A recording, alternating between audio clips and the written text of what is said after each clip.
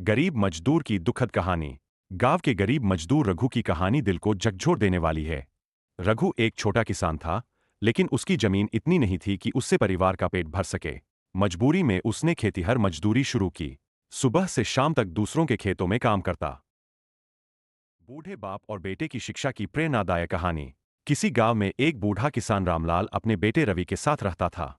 रामलाल ने अपनी पूरी जिंदगी खेतों में मेहनत करके अपने परिवार का पेट पाला था। अब वह बूढ़ा हो चुका था और खेती का काम बेटे ने संभाल लिया था।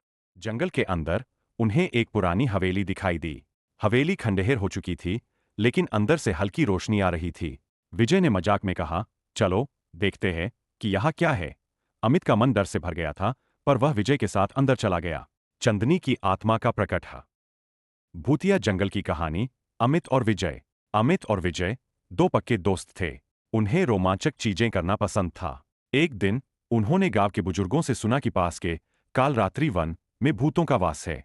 वहां एक चंदनी नाम की आत्मा रहती है, जो रात को प्रकट होती, घर के छोटे मोटे काम करके रघु का साथ देती थी।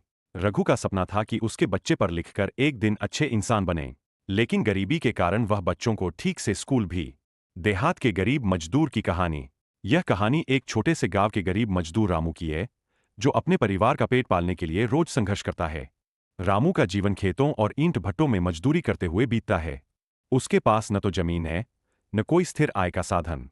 उसकी कहानी अंधेरे से उजाले की ओर।